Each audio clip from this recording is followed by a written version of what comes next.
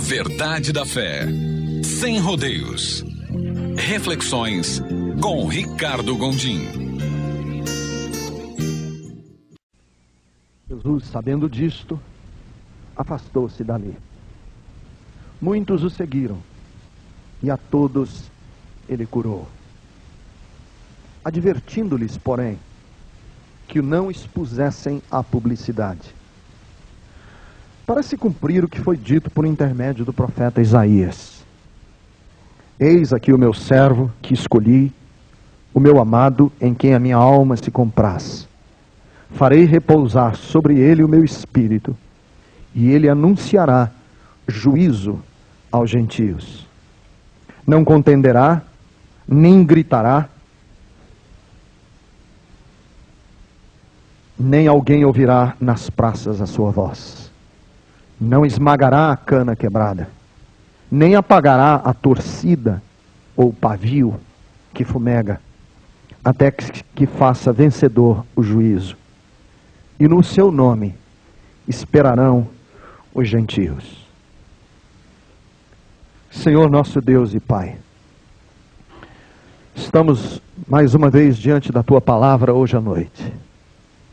Entendemos que essa palavra foi a palavra geradora dos céus e da terra, porque foi com a Tua palavra que Tu fizestes com que os mundos que não existiam passassem a existir.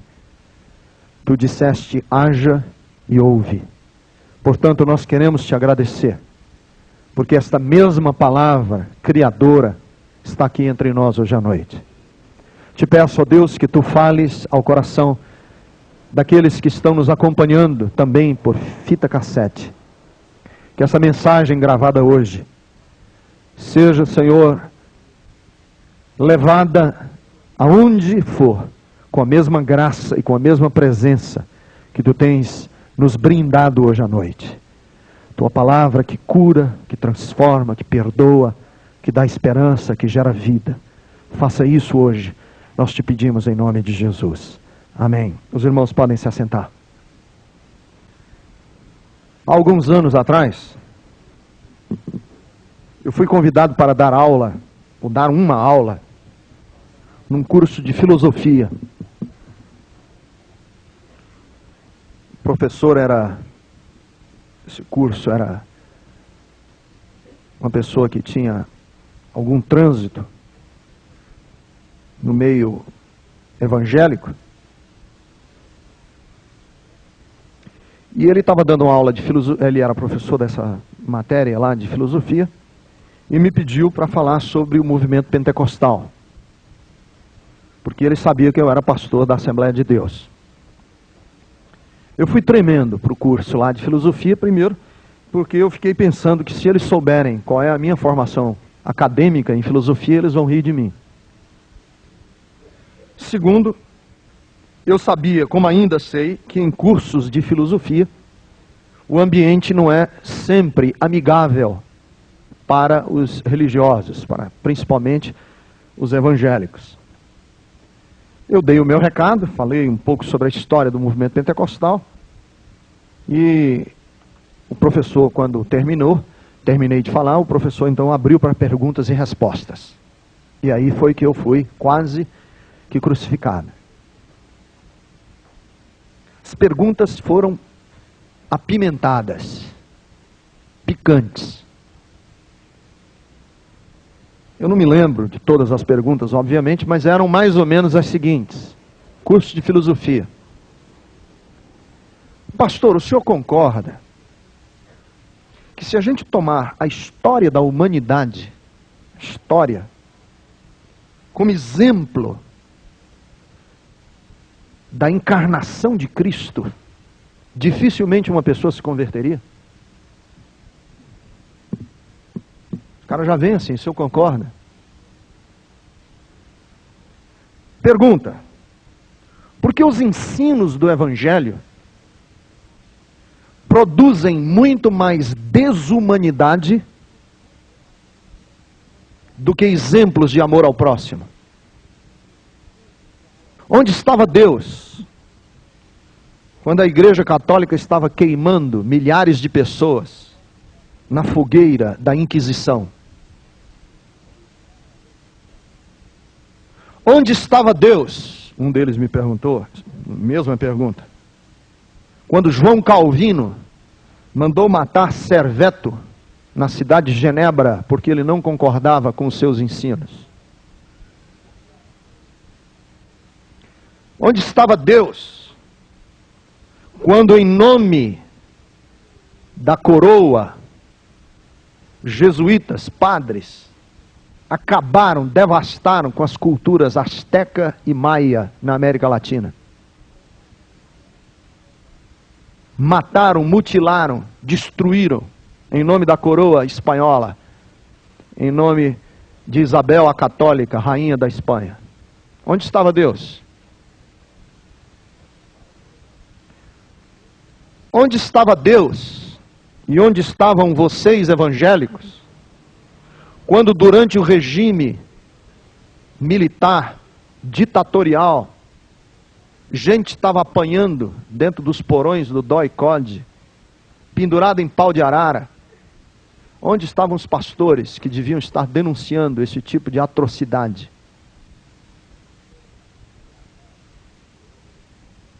O senhor concorda que o cristianismo se calou quando Salazar dominou Portugal? O senhor concorda que o cristianismo foi inerte quando Franco dominou a Espanha? O senhor concorda que durante o regime nazista de Hitler, enormes segmentos da igreja, tanto protestante quanto católica, foram a favor do regime nazista? O senhor concorda que durante o regime de Batista em Cuba, de Somoza na Nicarágua, do Allende em Santiago, do Chile, muita gente morreu diante do silêncio da igreja evangélica e da igreja protestante? Quando eu recebi essas perguntas, naquela época, eu notei e percebi que nós evangélicos e nós cristãos, de uma maneira geral, temos uma responsabilidade enorme com aqueles que são formadores de opinião, com aqueles que estudam a história, de dar resposta a essas indagações e questões que eles levantam. E que muito do descrédito da igreja evangélica neste século é porque nós não estamos respondendo a essas questões. Eu sei que muitas pessoas vieram a esse culto hoje à noite em busca de respostas pessoais. Você diz, pastor, eu quero lá saber o que é que a rainha Isabel fez em 1600, 1500, 1400, 1300. Eu sei que você está aqui dizendo o seguinte, a minha empresa está falindo, e eu estou querendo respostas de como é que eu vou sobreviver essa próxima semana, e não ter resposta para essas questões mais complexas. A mim não interessa. Sei que para uma pessoa que está aqui hoje à noite tem um câncer, e que está precisando de oração pela cura do seu câncer, não quer saber o que é que os sacerdotes da igreja ortodoxa russa fizeram durante o regime do czar, e como foi que eles reagiram ao movimento marxista na época lá que estava dominando a Rússia. Quer lá saber disso? Eu quero que o senhor ore aqui por mim, que eu estou querendo cura para o meu câncer. Você que está com um filho envolvido em drogas, não se interessa muito da história de Calvino e por que ele mandou matar Serveto na cidade de Genebra. Você que tem problemas enormes para resolver durante essa semana, quer uma resposta imediata para o seu problema dessa semana. E talvez seja esse o nosso problema. Que nós estamos sempre nas igrejas em busca da resposta só para o dia seguinte e não temos respondido às questões maiores e por isso a nossa palavra cai sempre em descrédito. Não sei, estou só pensando alto com vocês aqui hoje à noite. O que eu quero dizer aqui é o seguinte, e se você tiver paciência, talvez até no final dessa reunião eu tenha uma palavra para o seu câncer. Ou eu tenha uma palavra, talvez eu tenha uma palavra para o problema de droga do seu filho ou para a sua empresa que está falindo. Mas é preciso que você tenha paciência. Porque o que eu tenho para dizer hoje à noite, diante desse texto, diz respeito e tem muito a ver com a nossa relevância e com as nossas respostas como cristãos durante esta geração que nós estamos vivendo. O texto que nós temos lido hoje à noite é um texto que numa primeira leitura, eu tenho certeza que muitos que não têm muita familiaridade com a Bíblia se perderam. Por isso eu preciso gastar um pouco de tempo também respondendo aqui, ou dando um pano de fundo do que está acontecendo nesse texto. Há uma questão, há um clima tenso, há uma espécie entre Jesus e a religiosidade dos seus dias por causa do sábado. A questão do sábado, tão sagrada para os judeus, causa espécie, causa inquietação, mal-estar. E esse mal-estar é cumulativo. Os judeus, a princípio, estão só irrequietos, depois eles começam a conspirar de como matar Jesus. Por causa dessa questão do sábado. E Jesus, então, quando percebe que eles estão querendo matá-lo, tirarem a vida dele, Jesus se afasta, estrategicamente sai desse contexto religioso adoecido, sai, e no que Jesus sai, que isso é no versículo de número 15, alguns o seguem, e a Bíblia diz que aqueles que o seguiram, nessa saída estratégica, Jesus os curou todos foram curados. E esses que foram curados, diante desse clima estranho que tem, esses todos que foram curados, Jesus diz a eles que eles calem a boca, não falem nada. Jesus disse: olha, nenhuma publicidade. Não digam, não é próprio, não é hora, não convém ficar falando do que aconteceu com vocês, entre vocês. Vamos ficar no anonimato, vamos ficar obscuros, vamos sair do contexto, vamos sair do status quo. Fiquem calados. E aí Mateus dá uma interpretação, por que Jesus disse isso? Vamos ficar calados, não falem nada. Ele diz, para que se cumprisse o que foi profetizado por um profeta, que viveu 750 anos antes dele, chamado Isaías.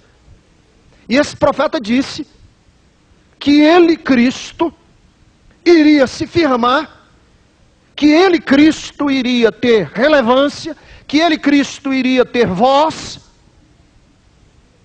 não por causa de publicidade, mas que ele iria ter voz, porque ele era o amado do Pai, ele era aquele de quem Deus tinha dito, este é o meu filho, que meu coração está satisfeito.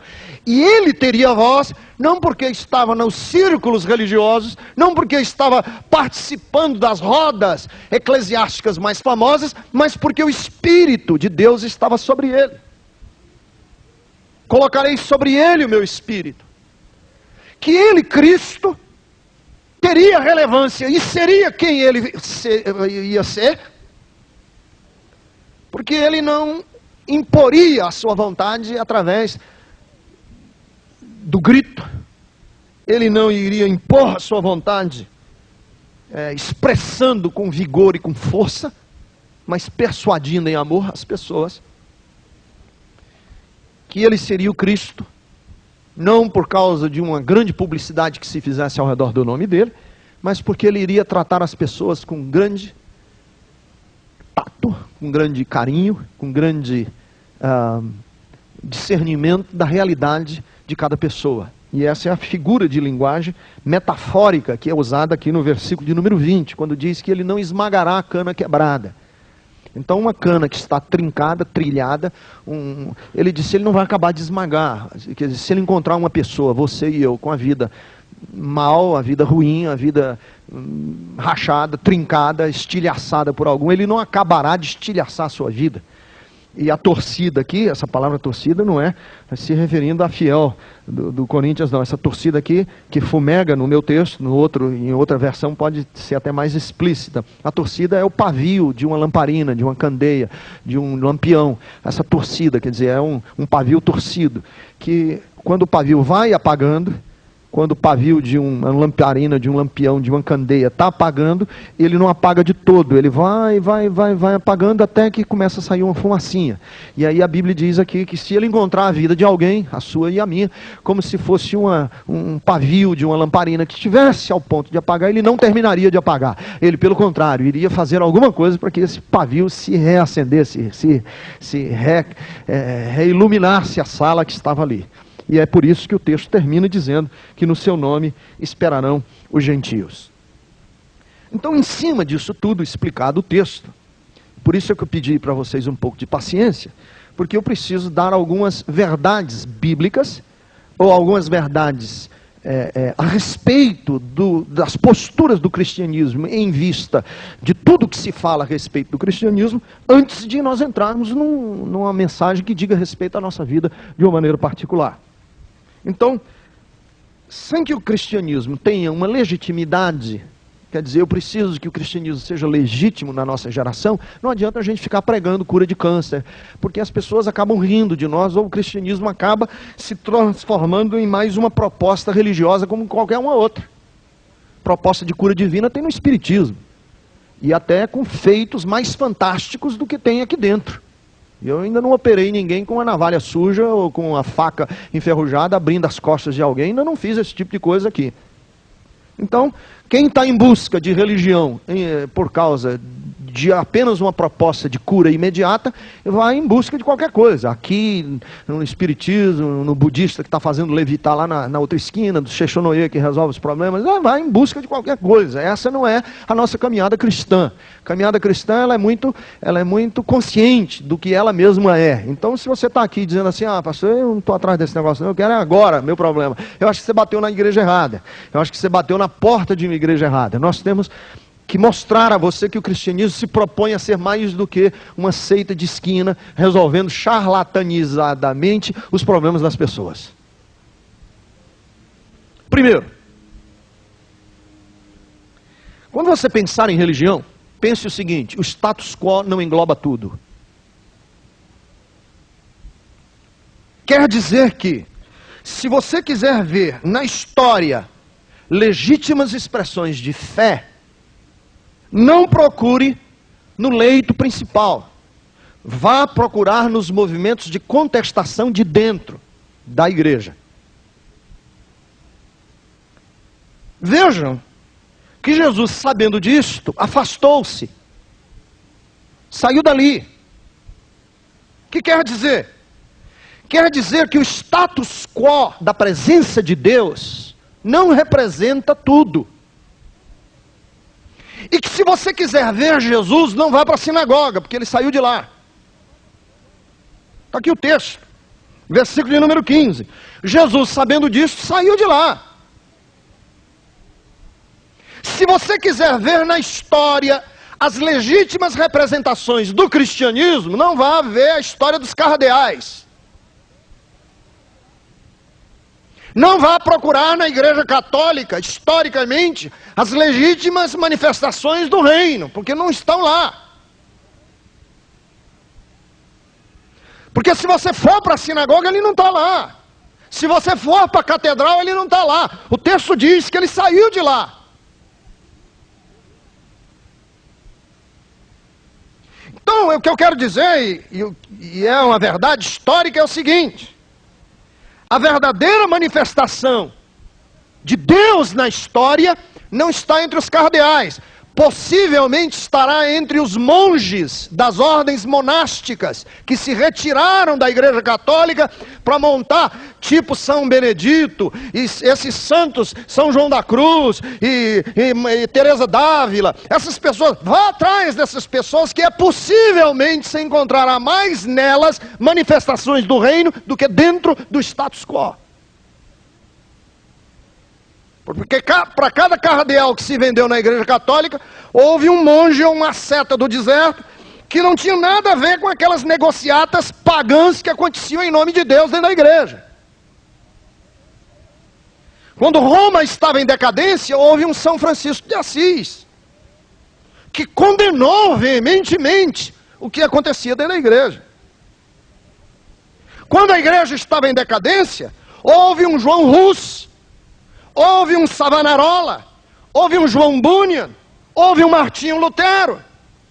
Gente que olhava e dizia assim, não.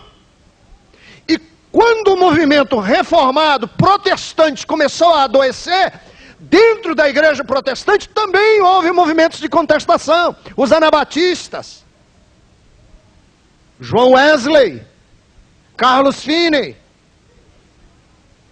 Quando Hitler dominava a Alemanha, não vá olhar para a igreja representante, vá olhar para os homens que estavam contestando essa igreja. Dietrich Bonhoeffer morreu pela fé durante o regime nazista. Quando a igreja protestante estava tradicional, fechada, fria, gelada, trancada, houve um movimento chamado pentecostal, que dizia o seguinte, nós aqui negros, era um movimento de negros e de mulheres, que dizia o seguinte, vamos buscar o Deus vivo e verdadeiro que não está na igreja protestante, reformada, fria, gelada, vamos buscar a Deus. E o Espírito de Deus veio sobre esses negros e sobre essas mulheres, e nasceu o grande movimento pentecostal do século XX. Então veja o seguinte, vamos transportar isso para hoje. Se você quer ver verdadeiras expressões de fé, é melhor procurar nas igrejas meio escanteadas do que nas igrejas da badalação. Possivelmente você não vai encontrar Jesus nessas igrejas muito badaladas. Você não achará nas mega igrejas que tem político sentado no púlpito. Vários horários de televisão. E dinheiro abundante para fazer o que bem quiser. É bem capaz de você encontrar com uma mulher ou com um homem que estão visitando um hospital ou um presídio hoje. Fizeram isso hoje à tarde. Você quer encontrar o verdadeiro reino de Deus? É bem possível que você tenha que procurar em gente que não faz parte do status quo. Segunda coisa. Veja o texto. É que obscuridade não é sinônimo de fracasso. Ser obscuro no mundo espiritual não é sinônimo de ser fracassado. Porque o versículo de número 16 diz que quando Jesus realizou o milagre, ao invés dele colocar na televisão, grande operador de milagres, sexta-feira, culto maravilhoso, ele disse, psh, fala nada. Porque nós acreditamos, e a nossa mentalidade ocidental é o seguinte, que quanto mais publicidade, quanto mais relações públicas, quanto mais o nome tiver sendo na boca do um e do outro, melhor, é sinal de que está dando certo. Os mais citados, os mais reconhecidos, os mais comentados, na nossa opinião, são os mais usados por Deus. Mas isso não é verdade. Quanto menos citado, possivelmente, mais conhecidos serão de Deus. Então eu tenho uma teoria comigo. Minha teoria é a seguinte, que os grandes heróis da fé, quando todos comparecermos diante do tribunal de Deus, em que todos estarão lá nivelados, os grandes heróis da fé serão homens e mulheres que nós nunca ouvimos falar o nome deles antes. Nesse sentido, que obscuridade não é sinônimo de fracasso, deixa eu dizer uma coisa que eu acredito. Uma irmã Dulce vale mais do que um padre Marcelo. Uma Madre Teresa de Calcutá vale mais do que uma bispa Sônia Hernandes. Um Dalai Lama vale mais do que um bispo Macedo. Um Martin Luther King Jr. vale mais do que um Caio Fábio. E um bispo Desmond Tutu vale mais do que um Ricardo Gondim. Eu creio nisso. Desses dias eu estava lendo um livro de um pastor que citou que ele estava viajando no Oriente Médio, ou no Oriente Médio, não, no Oriente, na Ásia, e ele sentou do lado de um executivo que estava viajando lá por Hong Kong, por ali. E aí o executivo apresentou-se ao pastor, o pastor apresentou-se ao executivo, iam viajar muitas horas no avião.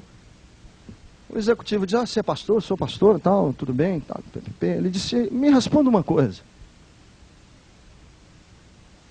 que é que quando eu me sento do lado de um evangelista americano, eu tenho a sensação de que estou sentado do lado de um homem de negócios? E quando eu me sento do lado de um monge budista, eu tenho a sensação de que estou sentado de um homem santo. Por quê? Qual é a razão disso tudo?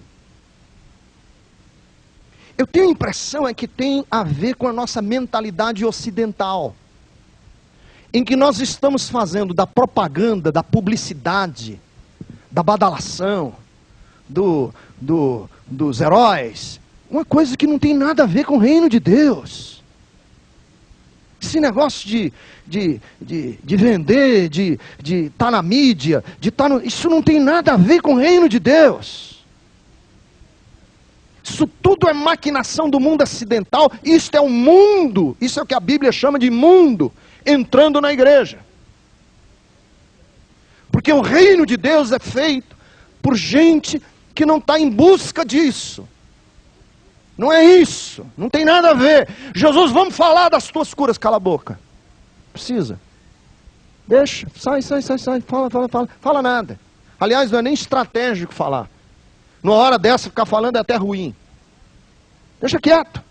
Precisa.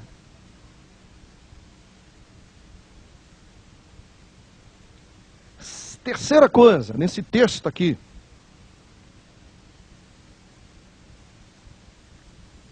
É que no versículo 15, o texto diz que ele curou a todos.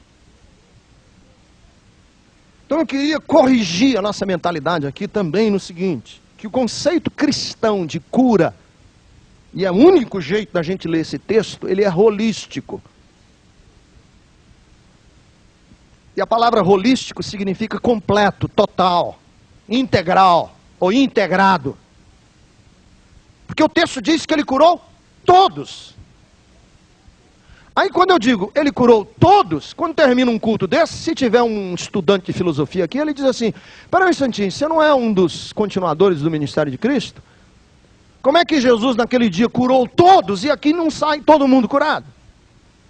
Aí eu tenho que dizer a ele o seguinte, sai sim, só que o nosso conceito de cura é diferente do conceito mundano de cura. Quando eu digo que Jesus curou a todos, eu quero dizer que todas as pessoas que estavam em contato com ele foram curadas. Mas eu não quero dizer que todas as pessoas que foram curadas da mesma maneira. Espera aí que eu explico. Por exemplo, eu acredito que todos nessa sala aqui podem ser curados hoje à noite. Eu acredito. Agora, quando eu digo isso, eu não estou querendo dizer que se tiver uma pessoa paralítica, o paralítico vai andar sempre. O que eu quero dizer é que, vamos imaginar, tem um paralítico, tem 3 paralíticos. Vamos dizer, e eu digo assim, todos vão ser curados. Tem 3 paralíticos. Um paralítico pode ser curado da paralisia. E outros 2 podem ser curados na paralisia. Existe uma sutil diferença, mas que faz um mundo de diferença. Se eu disser aqui, todos aqui serão curados, eu não quero dizer que todo mundo que tem câncer vai ser curado. O que eu quero dizer é que todos serão curados, inclusive os que vão morrer de câncer. Você pode ser curado do câncer, como você pode ser curado no câncer. Porque o conceito bíblico de cura é um conceito holístico, quer dizer, integral. E que o Evangelho não se propõe só a resolver problema de câncer. O Evangelho se propõe a algo mais profundo. É resolver a minha circunstância, mesmo que eu vá morrer de câncer. Resolver o meu dilema existencial, mesmo que eu vá morrer de câncer. Então alguns aqui hoje à noite vão ser curados de câncer. Mas alguns vão ser curados no câncer. Você vai continuar com câncer e vai morrer. Mas no câncer você pode ser curado. Curado do quê? Curado da sua angústia existencial, curado do desespero da morte, curado da agonia de uma vida sem esperança eterna. Isso o Evangelho cura sempre, sempre, não tem dúvida. Eu não tenho dúvida sobre isso. Por isso é que eu acredito que esse Evangelho que estão pregando aí, muito fácil, é uma excrescência, ele não é Evangelho, é uma mentira, é uma fajutice. Eu acredito assim. Um desses dias eu tinha terminado de pregar, meu irmão disse assim: "Que pastor, eu queria dar para você." E ele me deu uma palavra escrita que eu achei tão linda, que reflete bem o que eu estou querendo dizer como Evangelho. Diz assim: "Pedi forças e vigor. Deus me mandou dificuldades para me fazer forte. Pedi sabedoria e Deus me mandou problemas para resolver. Pedi prosperidade e Deus me deu energia e cérebro para trabalhar. Pedi coragem e Deus me mandou situações perigosas para superar. Pedi amor e Deus mandou pessoas com problemas para ajudar. Pedi favores e Deus me deu oportunidades. Não recebi nada do que queria. Recebi tudo o que precisava. Minhas preces foram atendidas. Obrigado, Senhor." Jesus pode curar você na situação em que você está. Eu sei que é difícil dizer para um empresário que está nos visitando hoje à noite, e que você precisa tirar urgentemente a sua empresa do buraco. E você diz assim: "Ah, pastor, eu pensei que o senhor ia dizer que eu ia sair do problema. E o senhor vai dizer que o senhor vai me ajudar no problema?" É. Uma pessoa que está desenganada de médico, está com metástase, com a alma desassossegada, e você vem aqui hoje à noite e você diz assim: "Eu quero é a cura, não quero saber desse papo, esse lero-lero." Quero lhe dizer que o fim maior do cristianismo não é curar câncer. O fim maior do cristianismo é preparar você para aquela hora em que o médico balança a cabeça, porque essa hora se avizinha para todos nós. Pode ser que tenha chegado mais cedo para você, mas vai chegar para mim um dia, e vai chegar para todos. Daqui a 100 anos, se Cristo não voltar, ninguém mais dessa sala estará aqui. Ninguém. Todos já teremos virado pó. Uma vez eu estava lá na Bethesda de Fortaleza, e uma irmã muito querida nossa sentava-se sempre assim do meu lado direito, segunda ou terceira fila. Posso ver o seu rosto. Toda a vida, estava lá sentada naquele lugarzinho. Recebi um telefonema, ela chamava-se Terezinha. A irmã Terezinha está com câncer. Metástase generalizada em toda a região gástrica. O médico disse que é inoperável e ela quer falar com o senhor. Aí eu digo: "Ah, Jesus, vamos comigo." Fui lá na casa da Terezinha. Ela estava sentada numa cadeira, eu até pensei que ela estivesse já deitada, ela estava bem, aparentemente. Ela disse: "Pastor, sente aí." Ela disse: "Pastor, eu tenho ouvido a pregação do Evangelho esses meses todos. E os médicos acabaram de me dizer que a minha situação é além do tratamento. Disseram que eu posso tomar uma quimioterapia, mas vai me dar uma sobrevida muito dificultosa, muito dolorida, muito ruim. Eu devo ter no máximo 2 meses, 3 meses de vida. E eu queria que o senhor soubesse que eu optei em não tomar nenhum tipo de tratamento, porque eu quero que a minha vida nesses próximos meses não seja uma sobrecarga de sofrimento, de desespero para os meus filhos. Eu creio que a mensagem do Evangelho me prepara para essa hora, e eu estou preparada. E eu queria dizer para o senhor que eu já chamei todos os meus filhos, já estou preparada para falar com eles esses dias que ainda me restam de forças e de ânimo, porque eu quero mostrar para eles que o Deus que eu creio é um Deus vivo e verdadeiro, e que eu estou enfrentando essa hora com grandeza, e eu estou enfrentando essa hora com a fé que eu um dia recebi e abracei, e esta é a minha fé da hora. Eu disse: essa mulher está sendo curada no câncer. Não é é no câncer. E meus irmãos, essa mulher viveu os seus dias. Um desses dias eu encontrei um dos filhos dela. ele me abraçou, já alguns meses já tinham passado, 6 meses ou 1 ano, ele me abraçou, chorou no meu ombro e disse assim: pastor Ricardo, se eu pudesse agradecer a Bethesda pelo que fez na minha história de vida, eu quero agradecer pela mensagem que encostou no coração da minha mãe, transformou minha mãe, porque hoje eu posso entender que o cristianismo é a verdade de Deus, porque minha mãe foi um exemplo vivo dessa verdade nos momentos que sobrou de vida a ela. Versículo de número 18 diz: farei repousar sobre ele o meu espírito, e ele anunciará juízo aos gentios. Uma das coisas que nós precisamos reiterar na nossa geração é o seguinte: cristianismo não tem muito a ver com bênçãos. Tem mais a ver com justiça. Agora eu desafio qualquer pessoa aqui hoje à noite. Liga a sua televisão quando você chegar em casa. Vá ouvindo rádio para casa. Liga numa rádio evangélica. 99,9% de tudo que se ouve em nome do cristianismo diz respeito a bênçãos. Mas espera um instantinho, vamos ler a Bíblia de novo?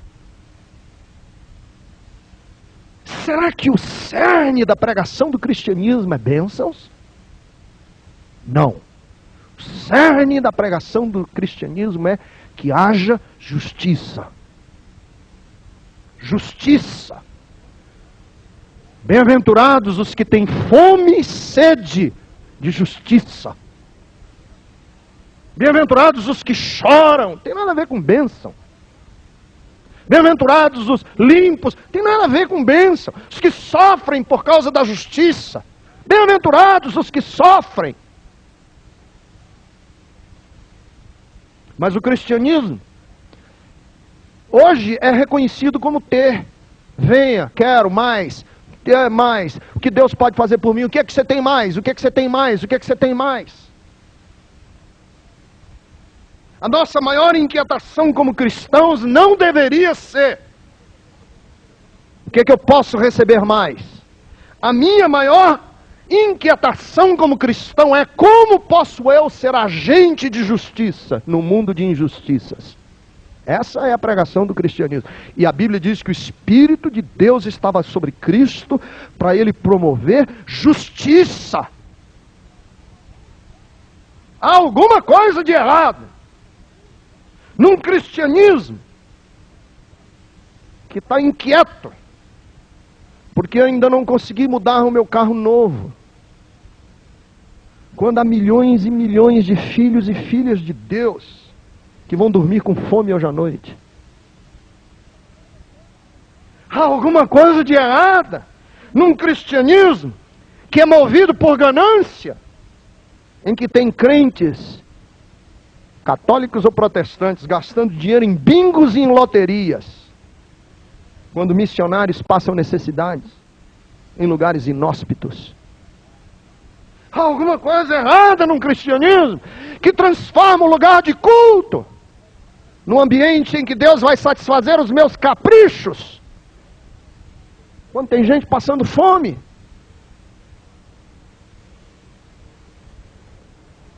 Irmãos, um desses dias eu estava na televisão assistindo um programa desses de reportagem. Era uma reportagem sobre a necessidade de creche para as mães que trabalham, pobres da periferia. E a repórter foi na casa de uma pessoa. E era chegou lá, só tinha criança, cuidando das crianças menores. Era uma meninazinha de 9 anos, cuidando de umas meninazinhas de 4, 5 meses de idade. E a repórter se inquietou com aquela coisa e disse: o que é que você tem para comer? Ela disse: eu vou fazer um mingau de farinha aqui, de amido de milho, de maisena. Mas é só isso que ela vai beber o dia inteiro, essa criancinha de 4 meses? É assim, eu estou esperando pela mamãe chegar, quando ela chegar ela traz a comida. Aí a repórter, a capricho, disse: eu vou ficar esperando até essa mulher chegar. E aí a reportagem passa um pouquinho de tempo, a mulher chegou às 6h30 para as 7 horas, sei lá que horas eram da noite. Aí a repórter disse: a senhora passou o dia fora, sua filha aqui cuidando dessa menina de 4 meses. Quando a senhora está trabalhando lá, o que a senhora faz? Quando se lembra que a sua filha está com fome, ela diz assim: eu oro a Deus para que Deus faça ela sentir a barriguinha dela cheia. Quando ela disse, eu oro a Deus para fazer com que a barriguinha dela fique cheia, eu disse, essa mulher é crente. Essa mulher é crente, isso é linguagem de crente, eu oro a Deus. Queridos, aquela noite eu não consegui dormir, pensando naquela mãe, naquela mulher, numa periferia de cidade, suja, imunda. E eu com tanto.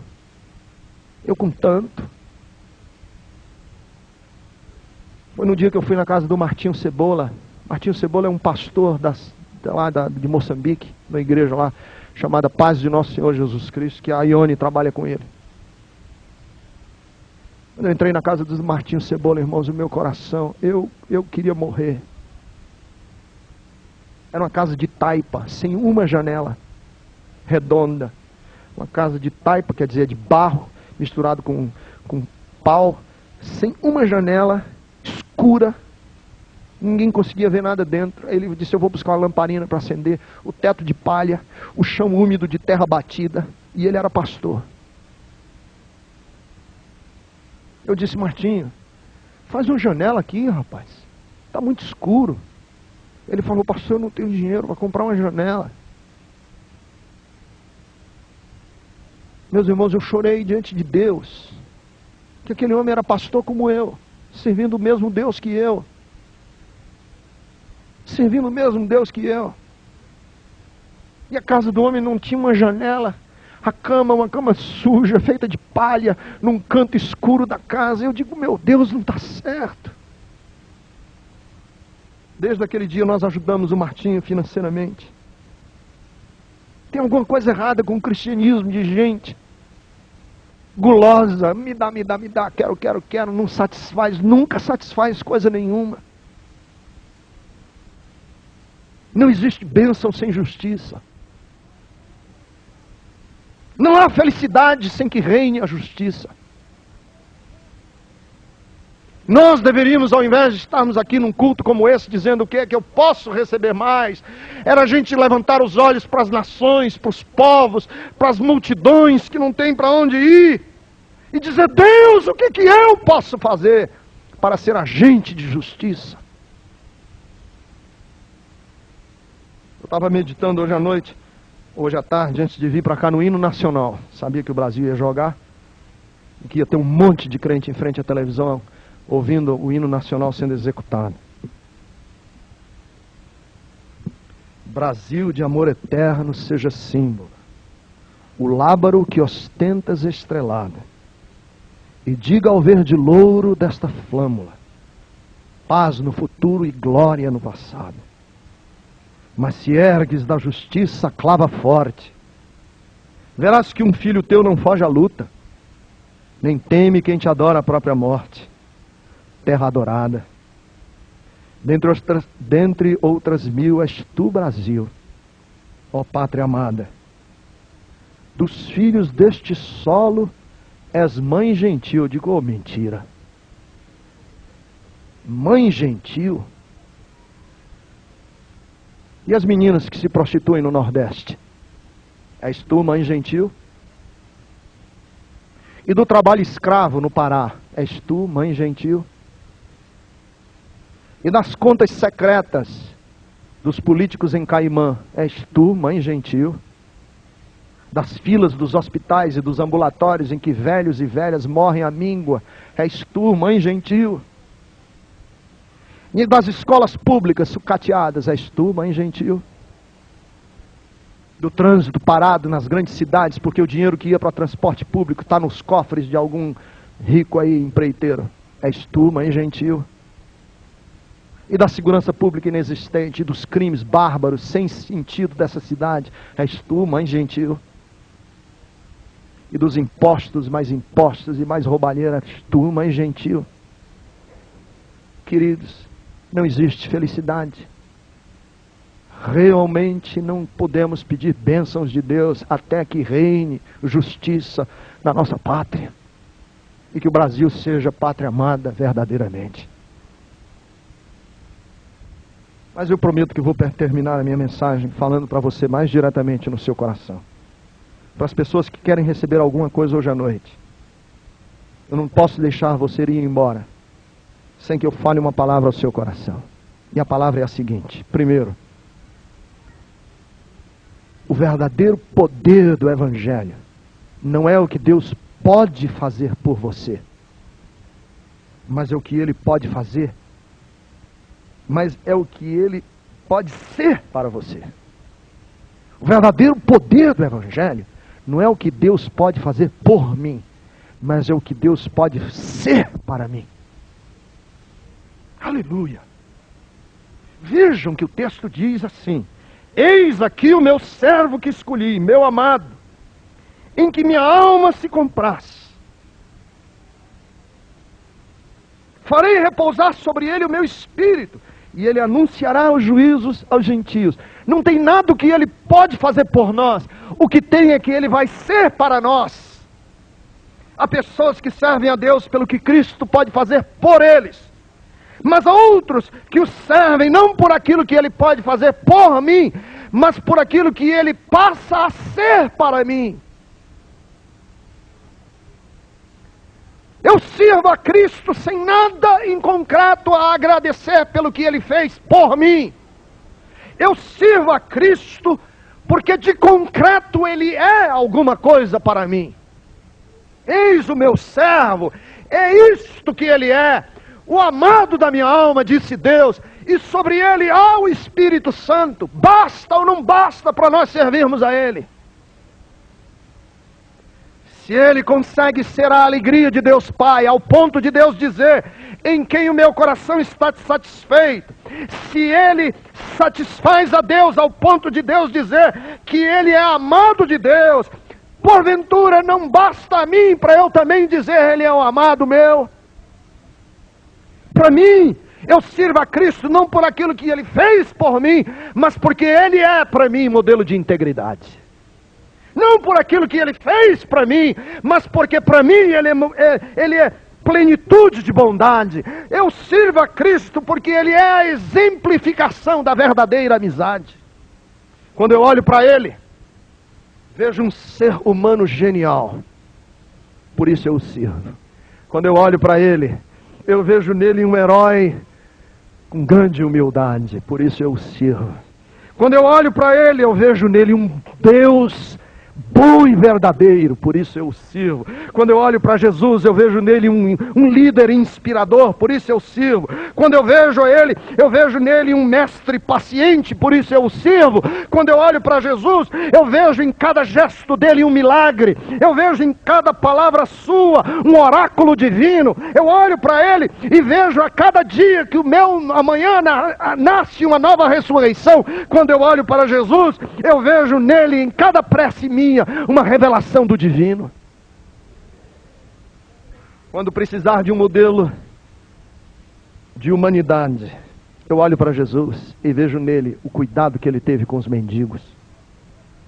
Quando eu preciso de um modelo de coragem, eu olho para Jesus e vejo chamando Herodes de raposa. Quando eu preciso de um modelo de perdão, olho na direção dos seus olhos, contemplando Pedro, e sem uma palavra dizendo a Pedro que o perdoava. Quando eu preciso de um modelo de sonhos, de ideais, eu vejo Jesus ressurreto dizendo, todo o poder me foi dado nos céus e na terra, ide por todo mundo e pregai o evangelho a toda criatura. Quando eu preciso de um modelo de determinação diante da morte, eu ouço as suas palavras, clamando na cruz e dizendo, está consumado, minutos antes de morrer. Quando eu preciso de olhar para o futuro e ter coragem de enfrentar o meu amanhã, eu vejo com as duas mãos levantadas, dizendo, tenho nas minhas mãos as chaves da morte e do inferno. Aleluia. O poder do evangelho é o que Jesus vai representar para você. E se Jesus não é para você esse modelo que inspira a sua alma, você pode ter milagres aos borbotões, você nunca será verdadeiramente um cristão. Segundo, o cristianismo só terá sentido na sua vida se Deus se impor a nós pela relacionalidade. O cristianismo só terá sentido em nossa vida se Deus se impor a nós pela relacionalidade. O texto diz que ele não contenderá, não gritará, ninguém ouvirá sua voz nas praças.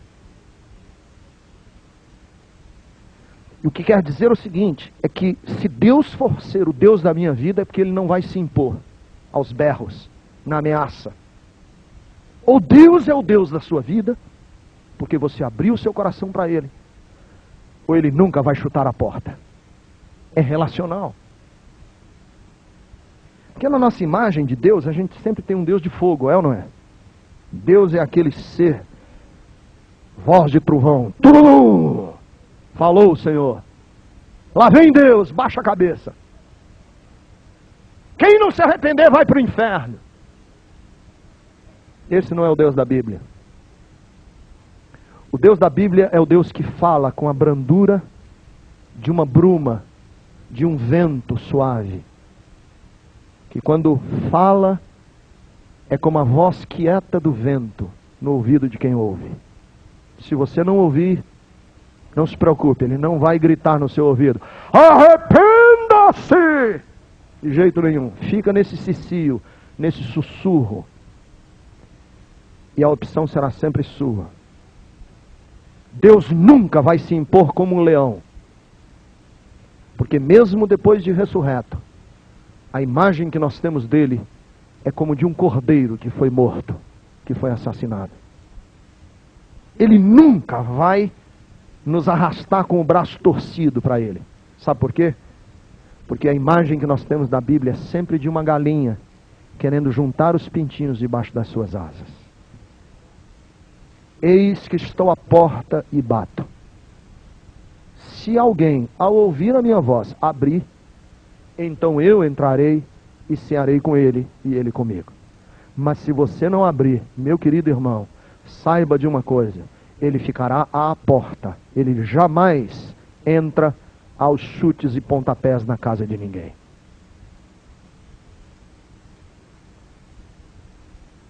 Terceiro e último. Se você quer ter Cristo e o poder de Cristo na sua vida, saiba de uma coisa: o cristianismo só terá sentido na sua vida se o seu relacionamento com Deus for sem medos e sem paranoias. Por quê?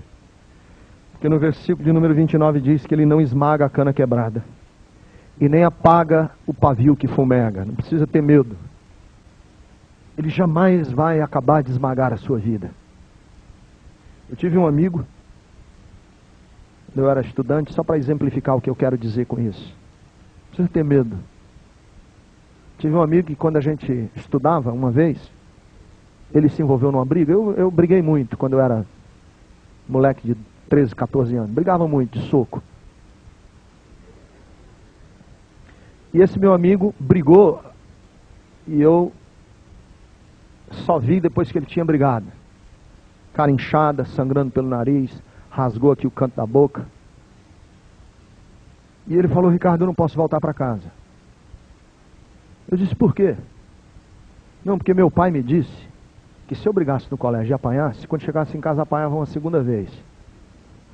Vamos ficar aqui pela rua até meu rosto desinchar. E eu fiquei com ele até as 6h30, 7 horas da tarde. E cada minuto que passava o olho inchava mais. Eu disse: olha, cara, tu já tá ferrado. E lá no Ceará diz assim: desgraça pouco é tiquinho. Vai lá agora, leva a tua surra em casa. Às vezes nós temos essa ideia a respeito de Deus, sabia? Minha vida está quebrada, aí a gente diz assim: eu não vou mais na igreja. Por quê? Pastor, olha como é que eu estou. Pois venha. Porque quem apanhou e está com a vida trincada, ele não vai terminar de esmagar. Você diz: pastor, não é com o jeito que eu estou. Pois venha assim mesmo. Porque se a sua vida só resta um filetinho de fogo, venha. Que ele não vai terminar de destruir com você, pelo contrário, ele vai reacender a sua vida. Venha como está. O cristianismo vai no contrafluxo da história, não tem nada a ver com isso que está aí. E é por isso que eu louvo a Deus pela Bíblia, porque ela continua sendo o nosso referencial maior. Quando eu começo a me distanciar um pouquinho, eu volto para esse livro e digo: Senhor, eu te louvo, porque este livro é âncora para a minha fé. Se você está aqui hoje à noite, eu sei que Deus quer curar você. seja no câncer ou do câncer, seja da falência ou na falência, em qualquer circunstância, Ele quer se mostrar a você. Vamos ficar em pé na presença dEle?